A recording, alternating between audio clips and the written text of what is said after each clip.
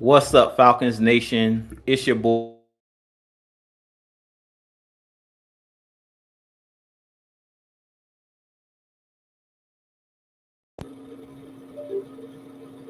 You guys, let me know if y'all can hear me.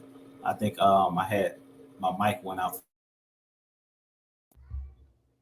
Okay, what's going on, y'all? Man, I want to we coming at you guys with another episode of What's the Word, Dirty Bird. We do this every Wednesday night. I haven't done it for a couple weeks, but I did put a poll out, and the fans did say that they wanted me to go back to doing the What's the Word live. So we do this every Wednesday night, usually at 8 p.m. But I decided to push it back to 8:10 today due to the helmets being released, the red helmets that we brought back. So we're going to talk about that tonight. We're also going to talk about the importance of player development tonight as well. But with that being said, I do want to jump into the chat really quick and say what's up to each and every one of you guys that's joined me so far tonight. So first in the chat tonight, Joseph Thornton, man, what's going on? I appreciate you joining me. Jonte Rozier, what's going on, man? He says, what's good, Jew? Getting new unis. Yeah, we're going to talk about the new uniforms, but or the throwback uniforms, but we definitely bringing back the red helmets. Noah Tyndale, what's going on, man? You guys check him out. He'll be on later tonight. I believe he gets on around 10 Eastern time, if I'm not mistaken. Drop in the chat, Noah, the time that you do your show as well. But that's one of the bros right there. So y'all check him out every Wednesday night as well. Floyd, what's going on, man? Yeah, he says black and red. So I'm gonna rise up. Yeah, that's what's up, man. Isaac Crimes, what's going on? I appreciate you joining. He said, what it do? What's going on? It's been a couple weeks. Yeah, I've been really busy, you guys. So I hadn't been able to do a live show, but I'm gonna go back to doing my live shows every Wednesday night. Now that my wife is done teaching for the school year, my wife's actually a elementary school teacher, so a fourth grade teacher. So now that they're out for the summer, I have a little bit more time to actually do live shows and things of that nature. But my boy Six Man K Styles and Mad Mike, they've been holding it down. You guys know we do our heavy hitter shows during the season. Usually that's every Tuesday night, but they do a show pretty much every night. So you guys definitely go check out Six Man K Styles. He's on his way to 1,000 subscribers, and go and check out Mad Mike Sports. He just hit 7,000 subscribers, and I'm currently on the road to 2K. So shouts out to you guys. I appreciate you guys for continuing to support the channel. Robert Ponder says, great job, Drew. Keep up the good work. Robert, rise up, Ponder. Got your back, man. I appreciate that $9.99 super chat. I appreciate you guys, all of you guys' support, man. I really appreciate it. I try to give you guys as much Atlanta Falcons content as possible when I'm able to. Let's see. GATXOBOI says red helmet is back. Yeah, man. Shout outs to, I think that's the Georgia boy, if I'm not mistaken. But yeah, man, shouts out to the red helmets. Yeah, the red helmets is back, man, and I'm hyped about it. I wish we could have got some red uniforms, the red throwback uniforms, I believe from the 70s Falcons, but we only getting the red helmets back. So shouts out to the red helmets. Bubba Gump says, what up? What's going on, man? I thank you for joining me tonight as well. Jerry Bowie, shouts out to him. He said, what's up, everyone? Dre Murphy says, hello, everybody. What's going on, man? I appreciate you joining me on this, as you say, on Hump Day. Another, what's the word, Wednesday? Let's see. What's going on, man? He says, I'm ready for this year. Yeah, I'm definitely ready for this year. Shouts out. What's going on, man? Willie Price. Yeah, red helmets, baby. Yes. I'm excited about these red helmets as well. It's been a while since I think we used to wear them in like 2010 through 2014 or 15. We wore these uniforms with the red helmets, the black jerseys, and the white pants. So I'm excited that we're getting the red helmets back. I think the NFL had made like a rule against having multiple shells, like wearing multiple helmets. And that's the reason why the Falcons went away from the red helmets, and we basically had the black helmets over the last couple years. But I'm happy that they lifted the ban and they're allowing the throwback uniforms in the NFL again. Let's see, Bobby Boy Zone 3. What's going on, man? I appreciate you joining tonight. Dreddy, what's good, man? That's a name I ain't seen in a while. What's going on, man? I appreciate you joining me. And Ray Fitty, he says, Jew, let me get some action on Madden. Oh, man, we definitely can run that too. If you got PS5, I definitely drop. I'll put it on the community tab, my gamer tag, so we can play Madden. I got PS5, so anybody that won't smoke on Madden, we definitely can play Madden as well. Even though it's been a while since I played it, probably since the NFL season was over, we still can run it. King Quest 710 said, "What's good, Rep Marion Barber?" Yeah, man. With that being said, we're gonna transition real quick. My wife did actually tell me that Marion Barber passed away, so Rep Marion Barber, man, shouts out to him. My wife is actually a Cowboys fan, so Marion Barber was actually her favorite Dallas Cowboy player. And he was a beast at running back. I think he was only like 39 years old or something like that. I think she said he was born in like 83 or something like that. So he was super young. And I don't think that they pronounced how he passed away. They said they found him dead in his apartment or something like that. So I definitely praying for him and his family. Definitely rep Marion Barber. He was one of those guys that was kind of like a Marshawn Lynch prior to Marshawn Lynch being in the league, a very physical downhill runner, and one of those guys that was one of the better running backs in his time. So he played with the Cowboys, I think, in like the earlier 2000s with T.O. and Tony Romo, Jason Witten, and those teams. So shouts out to him. Julius Jones was also in the backfield with them. They had him, and there was a two-headed monster with him and Julius Jones. So shouts out to Marion Barber. I wish him and his family, definitely praying for him and his family, and wishing them nothing but the best. And definitely, my prayers go up to him and his family at this time. And also prayers go up to Jeff Gladney, the cornerback, that former Minnesota Vikings cornerback. And I think they say he had signed with the Arizona Cardinals. He's another cornerback that was only like in his early 20s. I actually broke down tape on him, and he was one of the players I wanted the Falcons to draft at that cornerback position. So we definitely got to continue to pray for not only the players, but this world. It's a lot of young guys that are passing away for different reasons. Recently, the shootings and things of that nature at the school in Texas. So it's just been a lot of stuff going on. So we definitely got to, send up prayers for each and every one of, pray for each other. Definitely pray for each other. But with that being said, there go Bumper Gump says Marion the Barbarian, Barber. Yeah, that was his nickname. He was a beast. So shouts out to Marion Barber again. Like I said, I wish him and his family nothing but the best, and definitely prayers going up. But with that being said, we're going to talk a little bit about the jersey release. If you guys didn't get a chance to see the new jerseys, I'm going to share my screen really quick for the ones that haven't had a chance to see it. I'm pretty sure if you guys on Twitter, if you go to AtlantaFalcons.com, you'll be able to go and see the jerseys. But I'm going to share my screen so you guys can actually see what the jerseys actually look like. The new jerseys look like. But we had these in 2010, I believe, is when they started wearing these jerseys. I'm not the biggest fan of the black jersey with the red helmet, but I do like the red helmets. The red helmets is really, really cool. So if you guys can see that right there, that's AJ Terrell in the what we'll be wearing this season, the red helmets with the old Atlanta Falcons 90s logo with the gray face mask. And then he has like the 90s jersey on, the 1990s Atlanta Falcons black jersey with the white numbers and the red outline, and then white pants. So I think the jerseys, they're okay. I mean, I'm not the biggest fan of the actual jersey. I wish they, like I said, would have brought back the red jerseys with the red helmet. I think that'll look a lot better.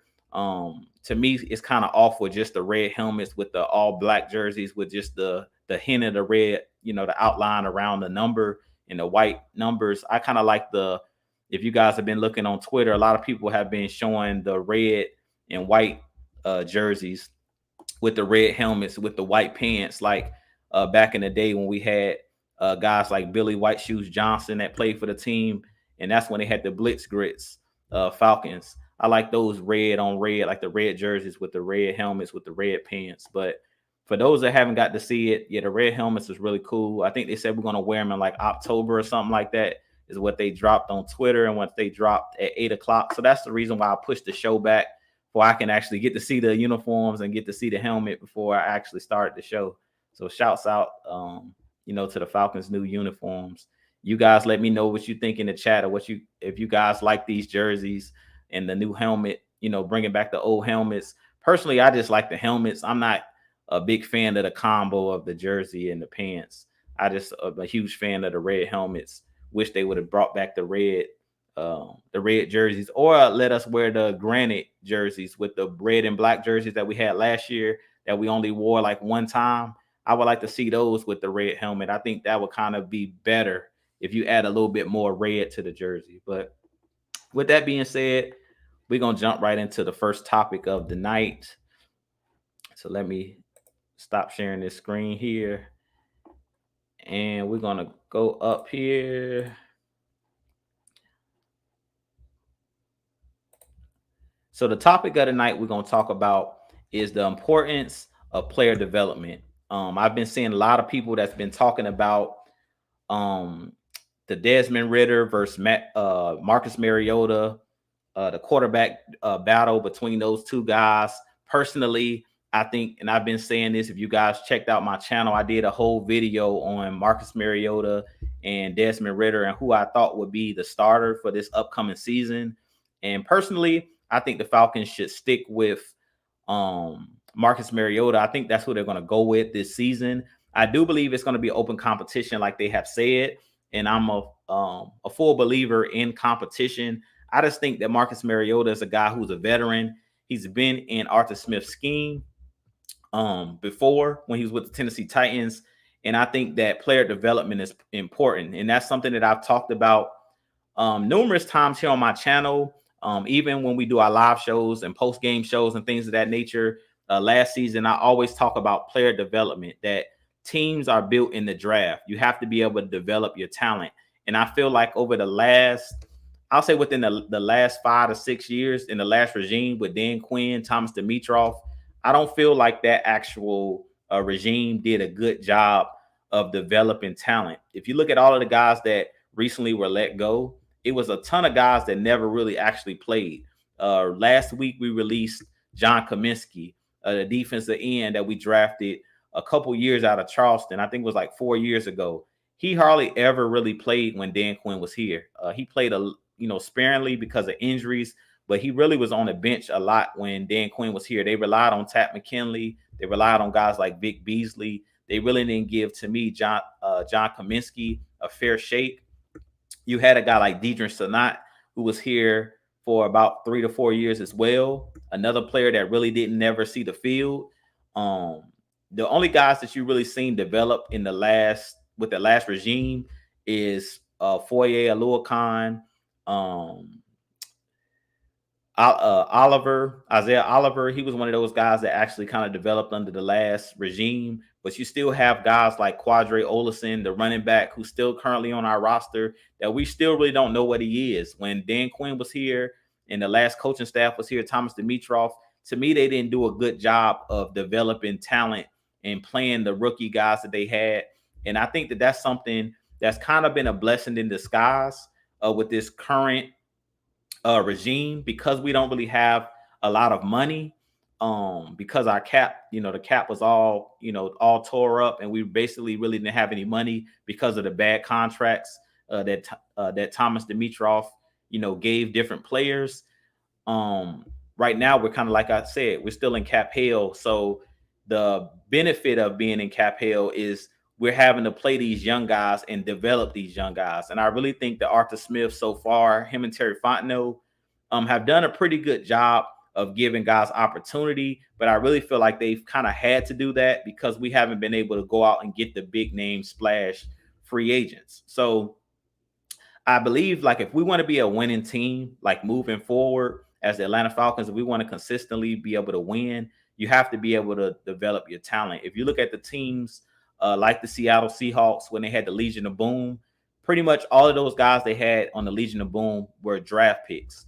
Bobby Wagner, Earl Thomas, Richard Sherman, Cam Chancellor, all of those guys were developed in Seattle. Russell Wilson, all those guys, Lockett, Tyler Lockett, Doug Baldwin, pretty much that whole team that they had, all of those guys were draft picks. They didn't go out in free agency and just load up, on a ton of guys that they were able to pull off of the free agent market.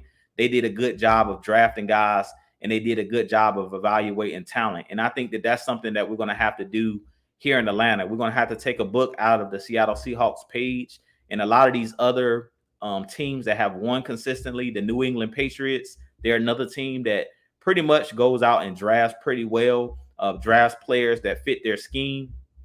You have teams like the Pittsburgh Steelers. They're another team that does a pretty good job of signing and drafting, talent and developing talent. And I think that that's going to be something moving forward for our Atlanta Falcons is we're going to have to learn how to develop talent. We're going to have to play the players that we have and develop these young guys and then possibly re-sign our own players. And that's something that I think has been huge for Terry Fontenot. They talked about bringing in guys and, if these guys develop and if these guys play well under these one-year deals, that they'll re-sign guys and reward guys for playing well. And I think that that's something that the Falcons is going to have to do moving forward is we're going to have to develop these young guys and we're going to have to once these guys develop, we're going to have to pay our own guys because lately, because of our cap number, like Foye Lilcon this past offseason, we had to let him walk, even though he was a player that developed well and played well for us. Because of our cap situation, we weren't able to keep one of our top players on our defense. So moving forward, it's going to be very, very imperative and important that we develop this talent that we have. We develop these young guys. This season is going to be huge for the guys that we drafted last year to see if they take the next step, like the Richie Grants of the world, like the Ogundejis on our defensive line. We have a lot of guys that we signed last year, Taquan Graham. These guys are going to have to develop. They're going to have to play well. And I mentioned this before in my last live video that I did about 2 weeks ago. I talked about this rookie class and last year's rookie class are really going to have to play well for this Atlanta Falcons team to actually be successful this season. If those guys don't play well, as them being the core unit of our team, because we don't have a lot of veteran presence on this team, these young guys are going to have to play well early for this Falcons team to be successful. But with that being said, I do want to jump into the chat and talk to you guys a little bit as well, because I've seen a lot of you guys have jumped into the chat, and I kind of want to get to you guys' thoughts and questions as well. Let's see here. I'm going to scroll up a little bit.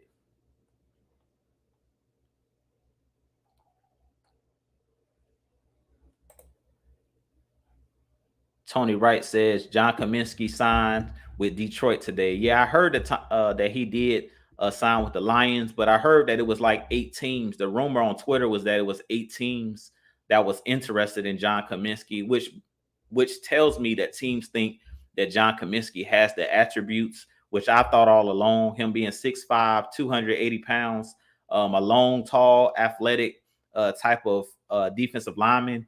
It looks like he was, one of those players that was really sought after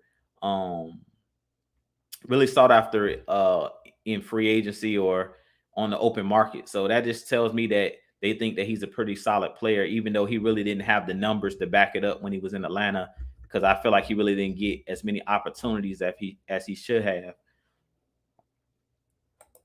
Bubba Gump says Mariota should start, but depending on how Ritter looks, he could end up taking over this year. Yeah, I definitely agree with that. I think that Mariota will hold on to the job. I think a lot of people are kind of sleeping on Marcus Mariota because he's kind of been like just a backup the last couple seasons.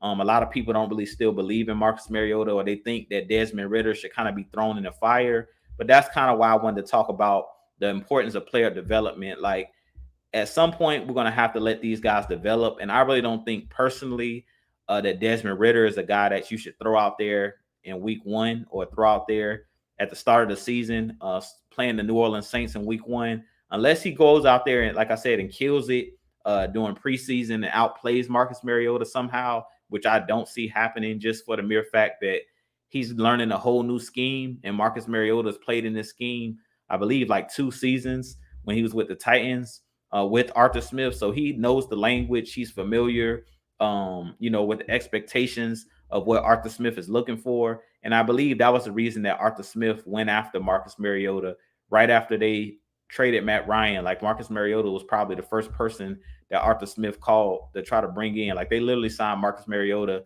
like the next day or the same week that Matt Ryan was traded. So that goes to show you, like, Arthur Smith really believes in Marcus Mariota, and he knows that he already understands the scheme, knows the system, and kind of can be that bridge guy if he doesn't perform, at a high level, or he doesn't, cement himself as the number one quarterback. At least he can teach Desmond Ridder and help bring him along and teach him the philosophy, teach him the scheme, and kind of teach him how to be a pro. So I definitely think that Desmond Ridder has a chance to be a solid quarterback, and I do believe in Desmond Ridder. But I think starting off, I wouldn't throw Desmond Ridder to the Wolves. I think he needs time to develop, and if he can sit for a full season, I really think that that'll bode well for him moving forward.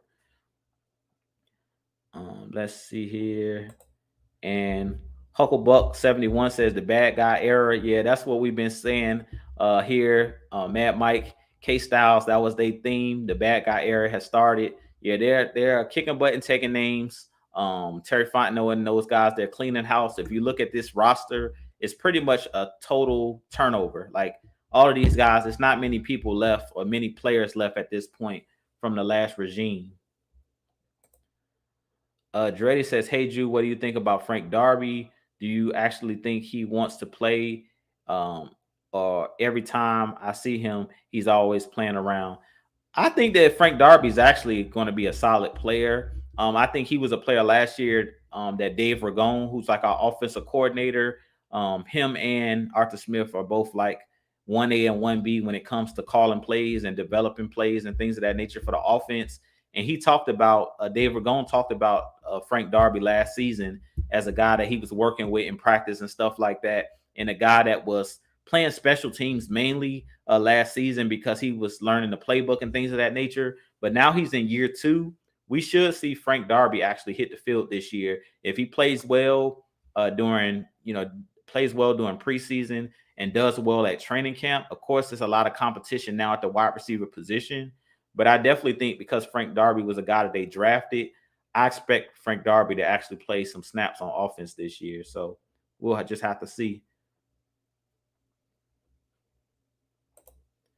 And this is a good point by Noah. He says, "I think I remember someone saying like 60% of the Seattle roster was made up of fourth round and later guys." Yeah, a lot of those guys were late round picks. Cam Chancellor, I think, was like a 3rd or 4th round pick.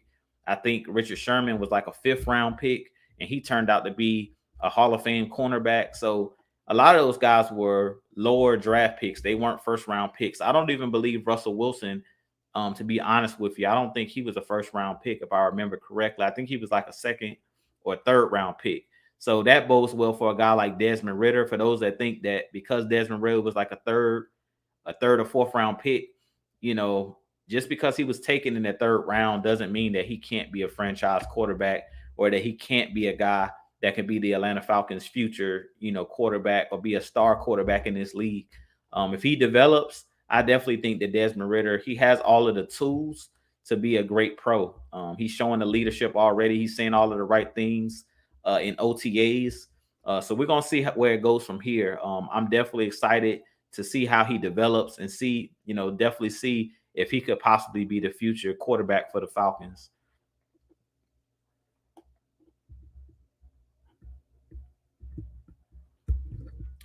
ATL Joe, what's going on, man? I appreciate you joining tonight. He says y'all like the video for the algorithm. Yeah, y'all definitely hit that like button, hit that subscribe button, and share out my content. I really appreciate you guys for joining me tonight as well. And I also have already opened it up. If you guys want to go ahead and drop your questions for fans Q&A, I've already dropped it as well. If you guys want to go ahead and do that, that's pretty much all I wanted to kind of rant and talk about as far as player development. But if you guys have questions, I'm sure you guys may have some questions you want to ask about the season, or maybe a player that may be out there still in free agency that the Falcons may need to look to bring in. I know you guys seen the Buccaneers did sign a guy that I wanted for our Atlanta Falcons, and Akeem Hicks, the nose tackle, former of the Chicago Bears. He did sign yesterday with the Tampa Bay Buccaneers.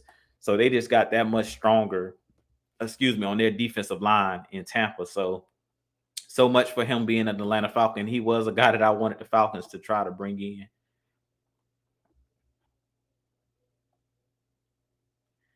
And let's see here.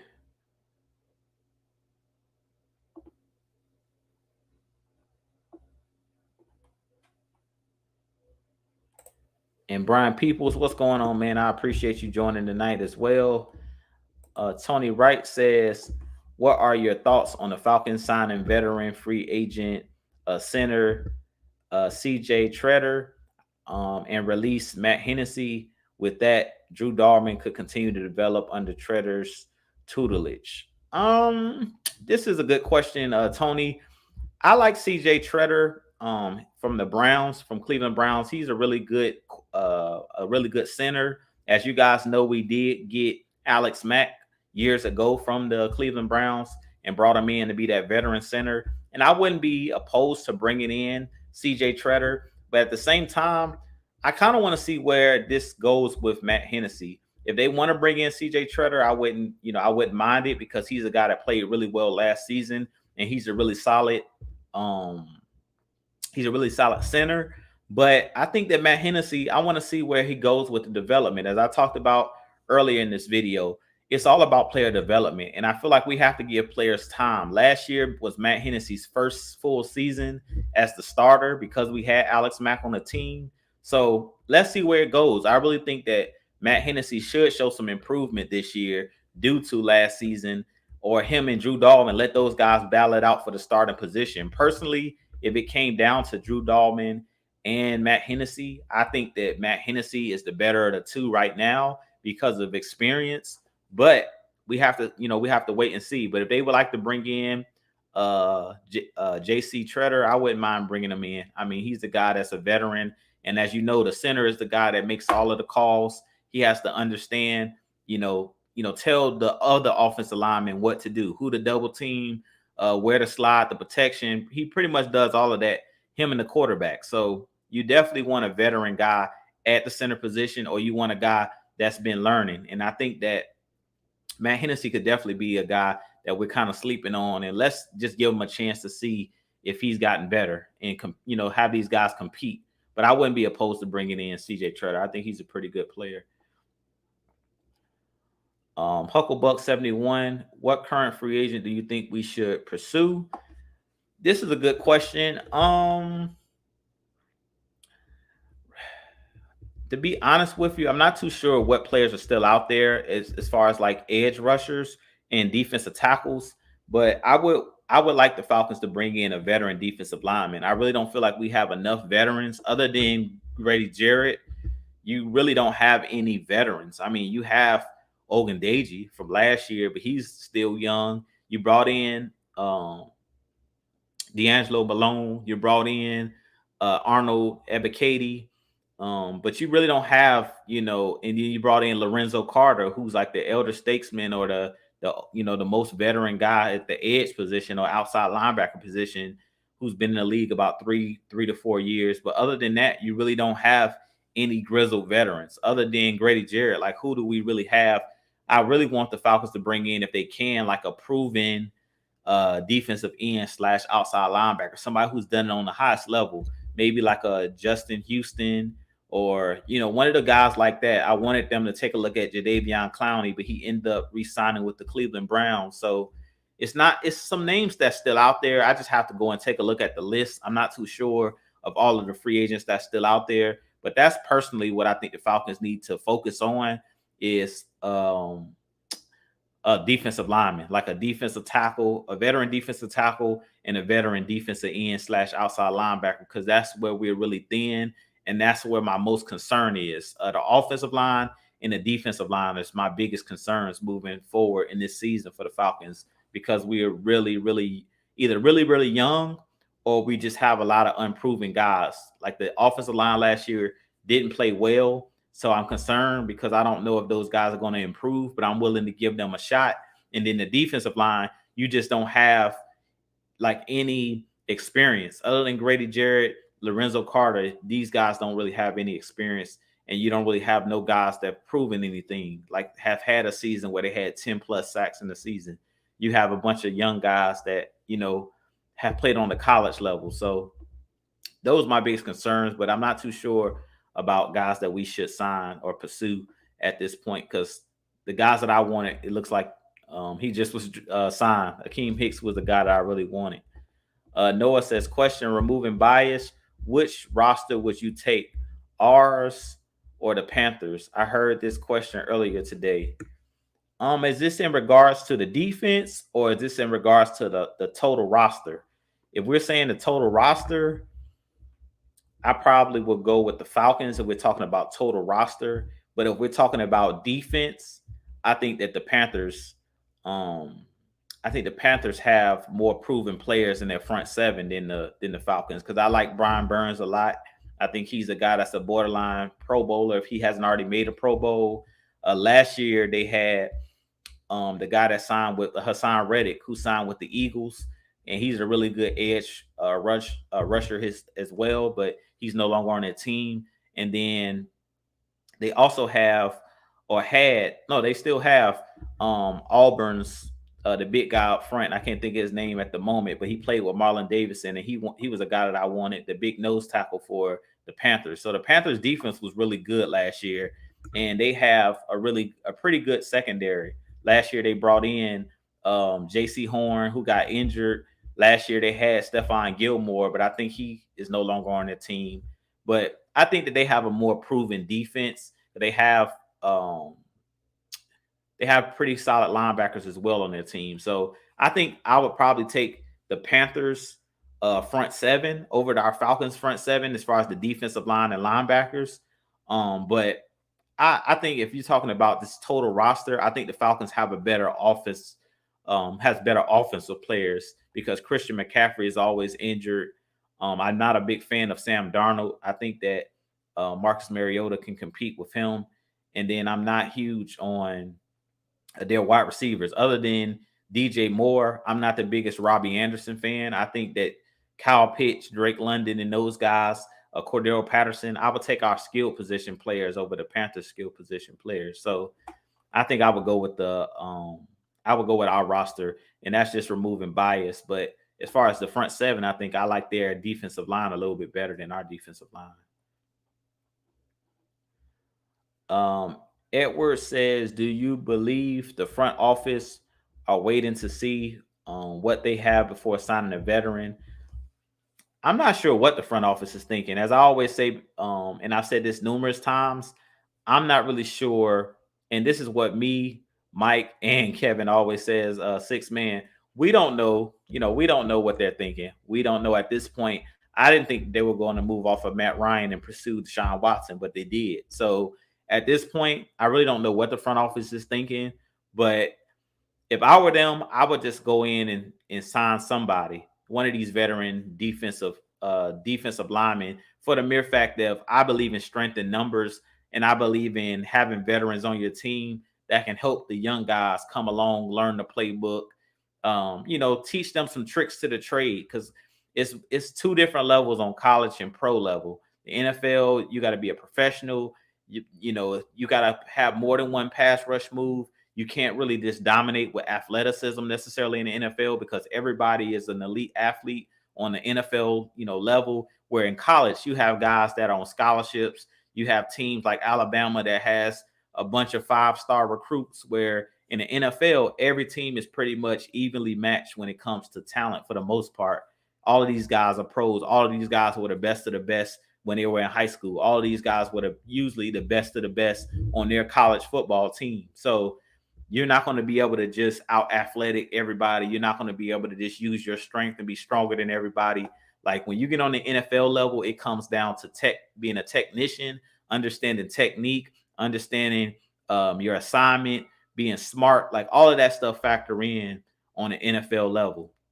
It doesn't just come down to, oh, we have all of the better players like it does in college and in high school, where you can kind of just dominate based off of recruiting.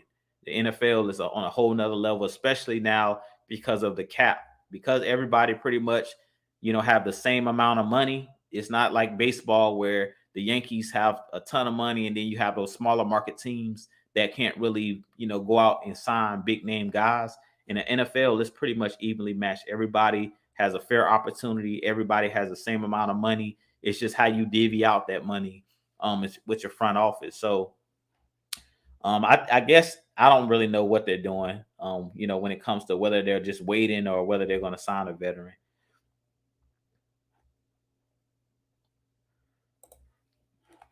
And Bubba Gump said they did sign Rashawn Evans. Yeah, we did sign Rashawn Evans, but I think that was mainly because Foyer, signed with the Jaguars, so they had no other choice but to actually go out there and bring in somebody to try to fill that void. And that was the name I was looking for. Thanks, Noah. Yeah, it was Derek Brown. You think I would know that as an Auburn Tigers fan, but his name slipped my mind. Yeah, Derek Brown is what I was talking about in the front seven for the Panthers.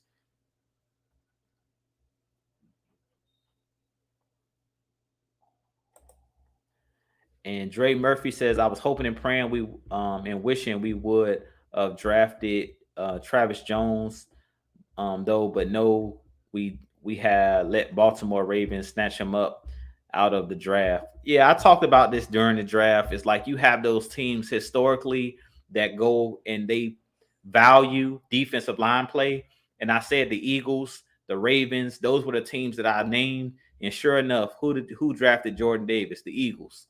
So now they have Fletcher Cox, Jordan Davis, and Javon Hargrave. So good luck blocking the Philadelphia Eagles front seven or being able to try to run the ball on the Philadelphia Eagles with that wall that they have up front. And this is a good name right here. I think it was Floyd and Tony Wright that says JPP would be huge. Yeah, we can get JPP.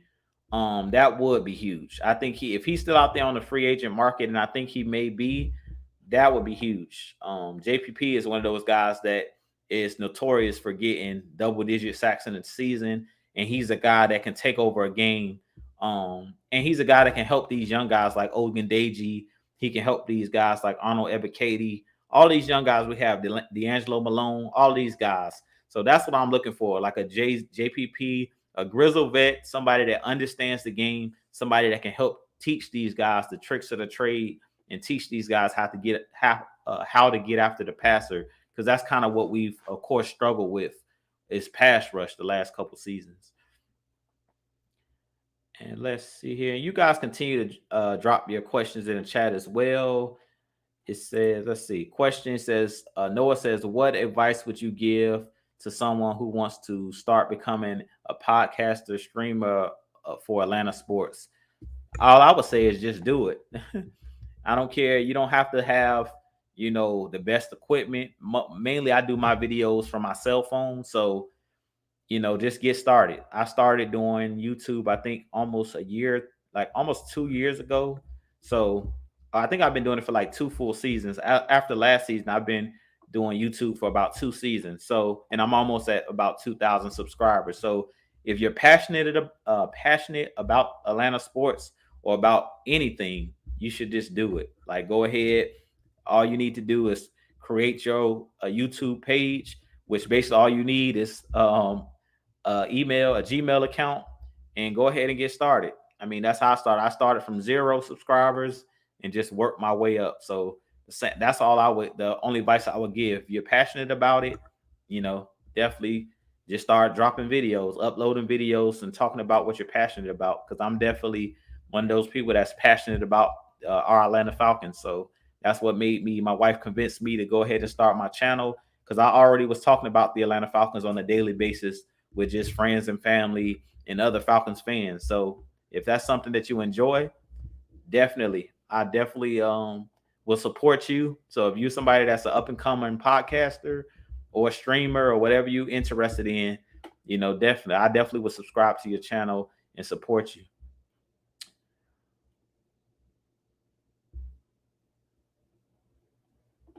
Let's see.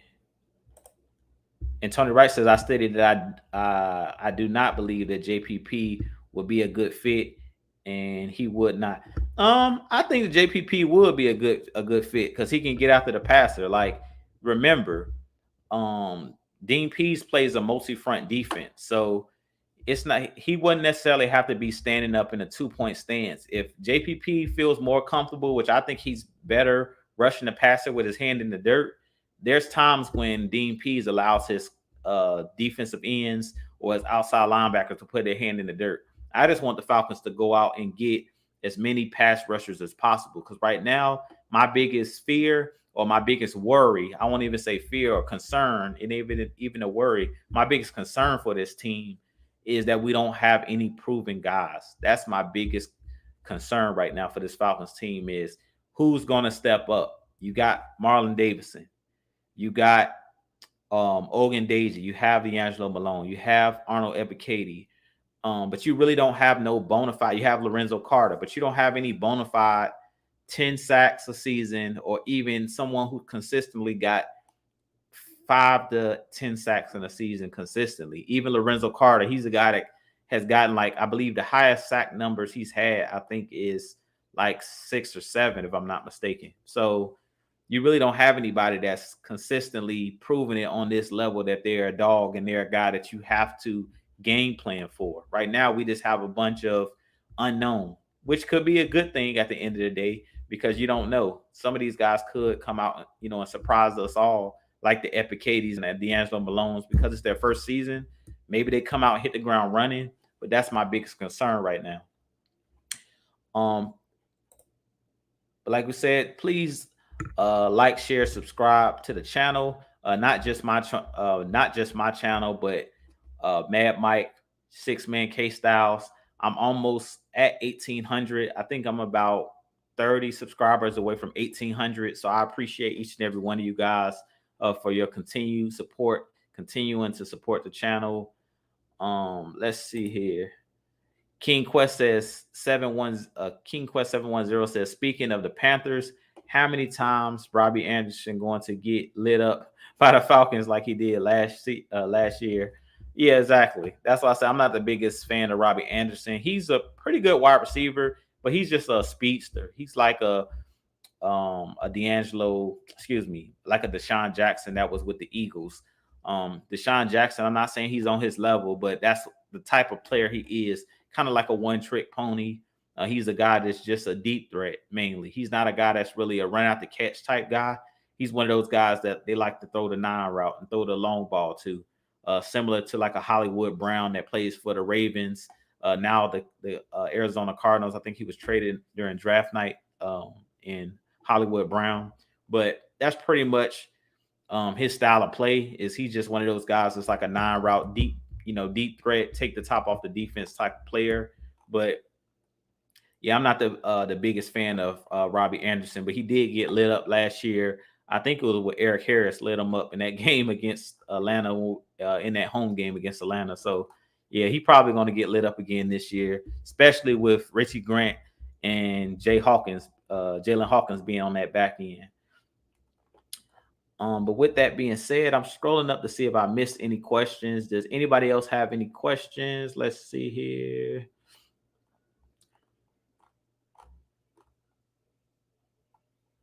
And shouts out to my boy, Mad Mike Sports, 1/3 of the heavy hitters. Shouts out to him, and shouts out to my boy 6-Man K Styles. I appreciate you joining. I appreciate you telling everybody, hit that like button for your boy. Hit that subscribe button for your boy.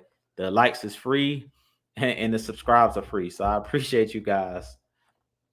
But were there any other questions? Because we are wrapping up. I probably will give you guys till about 9:05 because I did start a little bit late. I started at 8:10. So I like to get off in about an hour or so. But did anybody else have any other questions? Let's see here. Dre says it was Eric Harris that lit him up, and Foyer lit up Sam Darnold too. Yeah, yeah. I think Foyer knocked Sam Darnold out of the game. So yeah, that was a really ugly hit by Foyer. Why Sam Darnold didn't slide on that play, I have no clue. But yeah, he tried to take his soul out of his body. Let's see. I just want to scroll up, make sure I didn't miss anyone's questions. Shreddy says, "Why you think we didn't sign Akeem Hicks?" I'm not too sure. I mean, personally, I think that the Falcons are kind of playing with fire. I would have went ahead and signed them, but maybe they want to see what the young guys that they drafted and the undrafted free agents have, because we do have like three big body guys on the team. You got Anthony Rush, who's a true one tech. You have Timmy Horn for Kansas State, who was an undrafted free agent.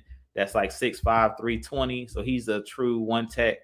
So you have like two or three guys that are big like that, but I would have went after Keem Hicks because of his veteran leadership, and he's played at the highest level. A lot of these guys like Timmy Horn, they haven't, even Anthony Rush, he's still a really, really young player. But like I said, goes back to player development.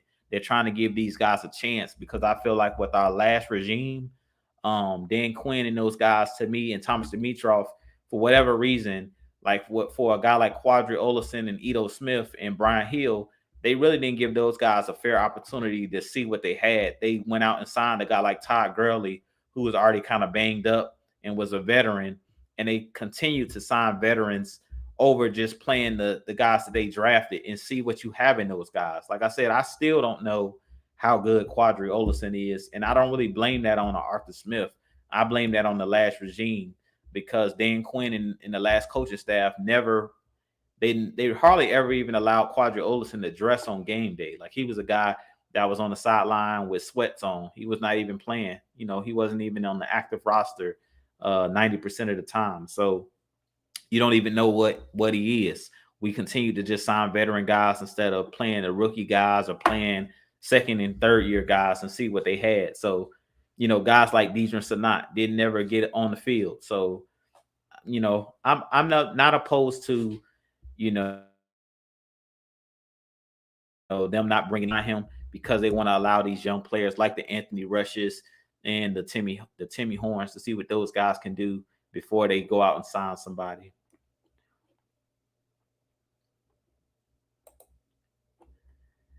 And he says, "What do you think of the Saints offense week 1 without Sean Payton?"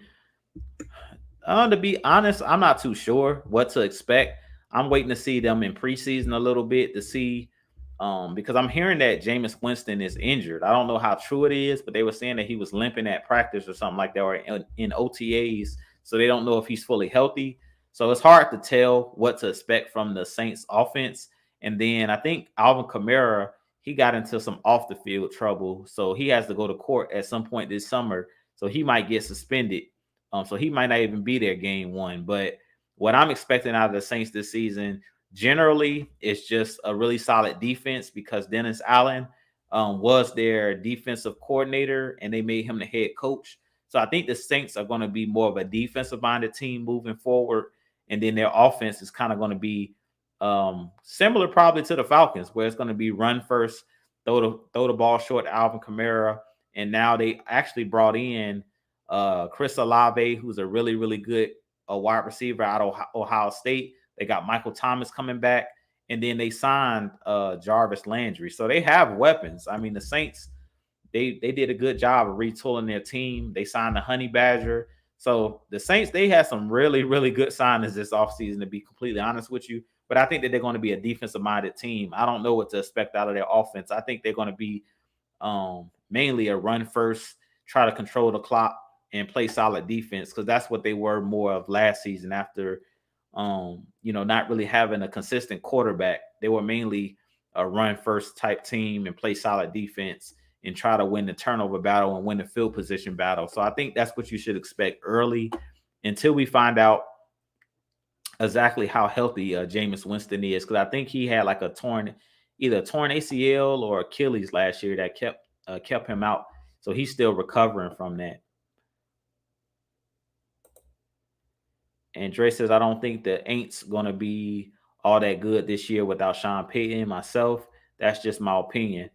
I don't know. I mean, we don't know. We got to wait and see. At this point, the Saints are kind of like the Falcons this year. They're playing with house money, even though they went out and signed all of these guys.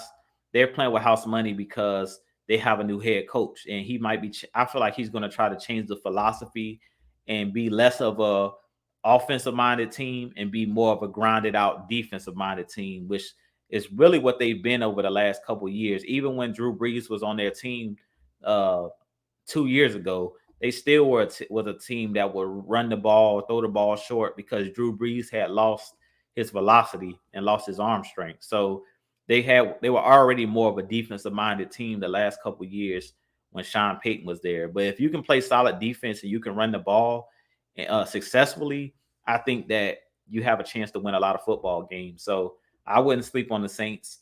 And of course, they are arch rivals. I think the Falcons are going to beat them week one. I always think we're going to beat the Saints when we play them just because they are arch nemesis. But I think that they made some really, really nice signings. Like I would love to have a Honey Badger and a Jarvis Landry on our team.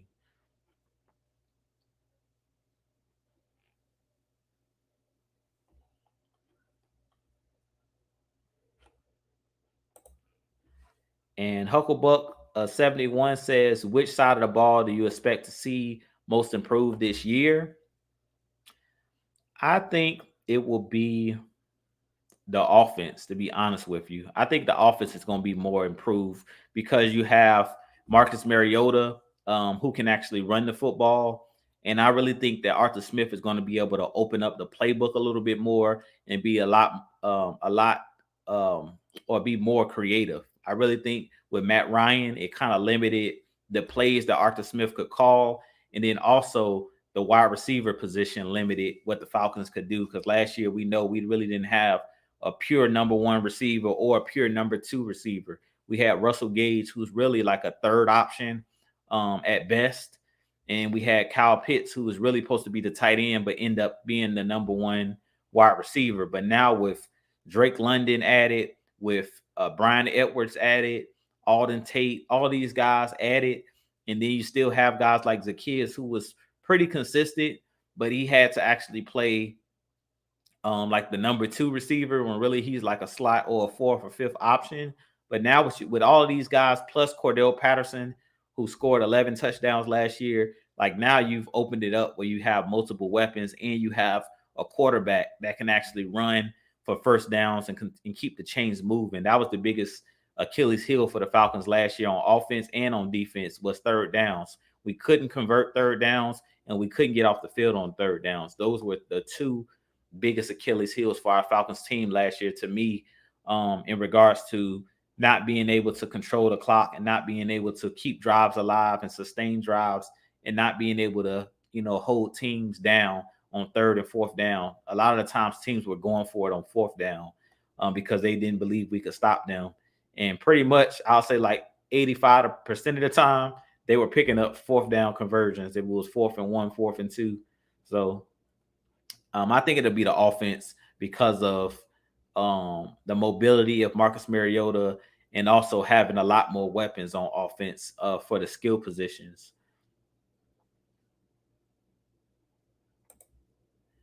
Tony Wright said, I'd rather the Falcons sign a veteran, Ryan Kerrigan. He can push the pass rush and play the run. He could play the opposite side of Grady Jarrett, left defensive end. And see, I actually would rather have JPP over Ryan Kerrigan. Ryan Kerrigan didn't play well last year. He was on the Eagles, but the Eagles hardly played him last year because he didn't play well. When he actually got on the field, for whatever reason, he didn't play well with the Eagles. And I thought he was going to be a guy because of the depth of the Eagles defensive line with Fletcher Cox, Brandon Graham, all those guys that have Josh Sweat, Derek Barnett. I thought that Ryan Kerrigan was going to be unlocked and unleashed because of his pass rush ability, but he really struggled last year. So I don't know if that had to do with him just being in a doghouse because he didn't play well in one game, or whether it's just he struggled all season. From what I've heard from other Eagles YouTubers and things of that nature, they pretty much said that Ryan Kerrigan didn't perform well last year. So I think Ryan Kerrigan at this point might be washed. So I'd rather have like a JPP over a Ryan Kerrigan because we just seen JPP a couple years well in the last couple years with the Buccaneers in our division pretty much be pretty dominant opposite Derek Barnett. So I would prefer a guy like JPP over a guy like Ryan Kerrigan.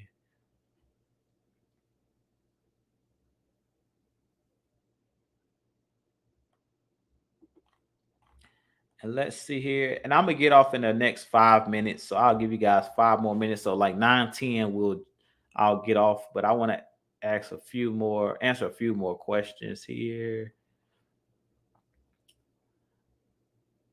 Tony Wright says, Jew, I believe that Tyler Algier can handle the number one running back duties, Devontae Freeman role, and Damian Williams as our number two running back, Tevin Coleman role, and play Quadre. Also, your thoughts? I think with Tyler Algier, I definitely think he has the ability to be the number one running back, but he's going to have to earn it. Like I want to see him go out there and earn it. Damian Williams is a guy I think is slept on as a veteran, playing with the Chiefs. He was one of the main reasons they won the Super Bowl. To me, he could have been the Super Bowl MVP because he played really well in that game. And Quadri Olison is a guy that I think needs more opportunities. To me, he didn't get enough opportunities last year. I preferred him over Mike Davis. After I had seen Mike Davis like the first half of the season, I really feel like they should have gave Quadre more of Mike Davis snaps, and they didn't end up doing it until later on in the season. Now, another name I think you should throw in there, Tony Wright, is Cordero Patterson. I know a lot of people keep saying they don't want Cordero Patterson playing running back this year because he took a lot of punishment.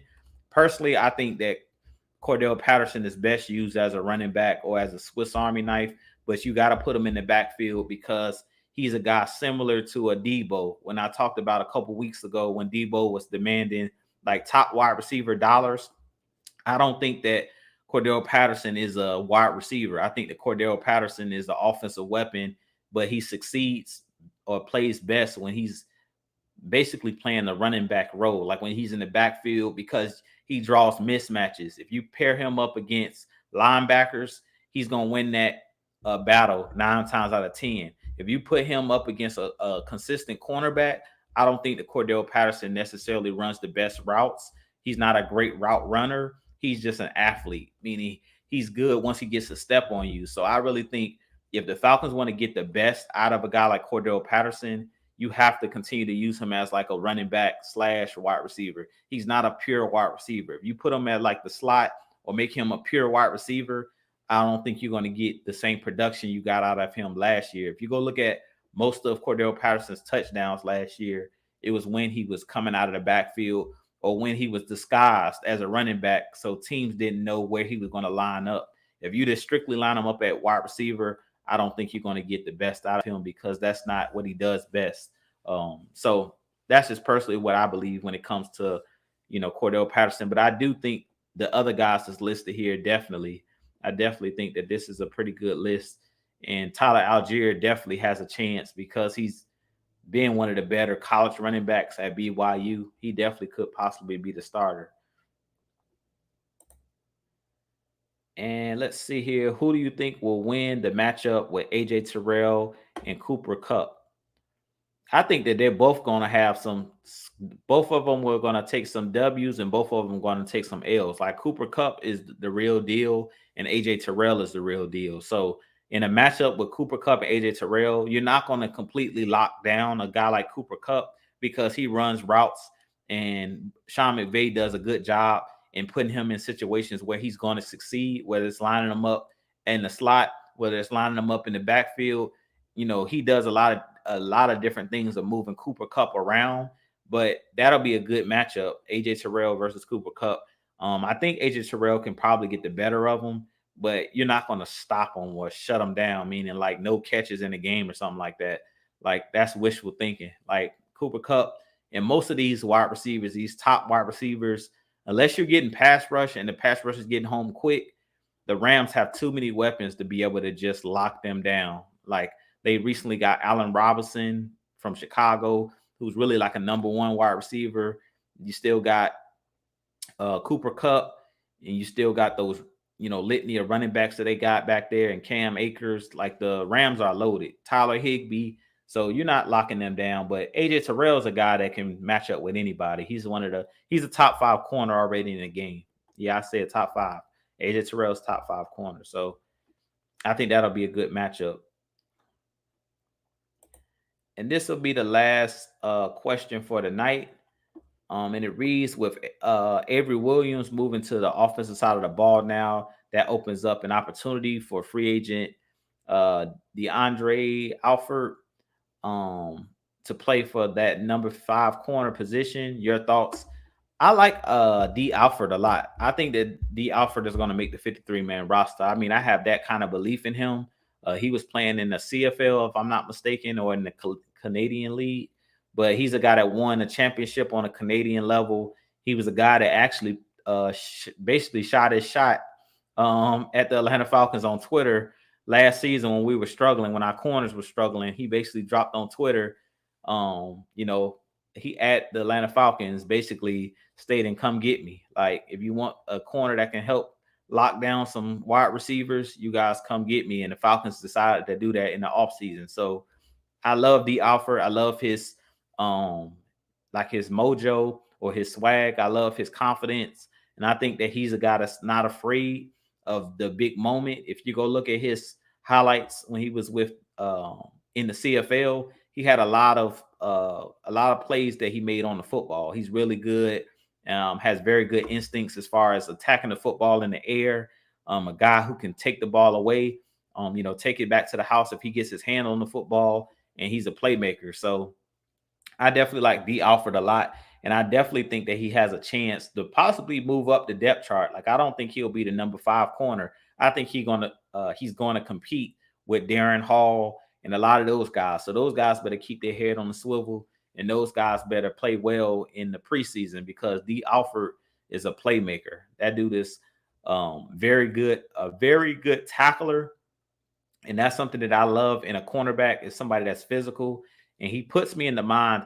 I'm not saying he's AJ Terrell, but his tackling ability puts me in the mind of an AJ Terrell and Isaiah Oliver, but mainly AJ Terrell because he's not the biggest guy. If you go look at D Alford, he's a smaller cornerback as far as his weight. He's not one of the bigger guys, but he's physical and he plays a lot bigger than his actual size on the field. So I definitely think that he's a guy that is a dog and definitely is going to compete. And I think he'll make the 53-man roster because I believe in his skill set.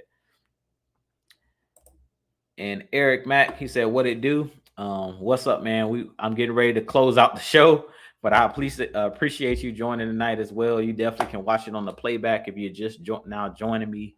But with that being said, this be your boy Jew. As we know, definitely like, share, subscribe to each and every one of the channels. Jew Talk Sports, Mad Mike Sports, Six Man K Styles, the Heavy Hitters, and everybody. Fila Sports Podcast. Call on Tyrone. Tyrone has his own show he does as well. And shouts out to all of those guys, Big Sam, all of the guys that do the shows with us. Y'all definitely go and show them some love as well. But I appreciate each and every one of you guys. I hope you guys enjoyed tonight's show. We will do this again next Wednesday night at 8 to 9 p.m. So I definitely will be back. And if you guys have some topics that you guys want to talk about as well, drop it either on my community tab or drop it under any of my videos that I do throughout the week. Drop it in the comment section, and I would love to take the most intriguing question or topic and also do that during one of the live shows as well. But with that being said, this been your boy Jew. I'll holler at you guys in the next live video. As always, Falcons Nation, rise up. Peace.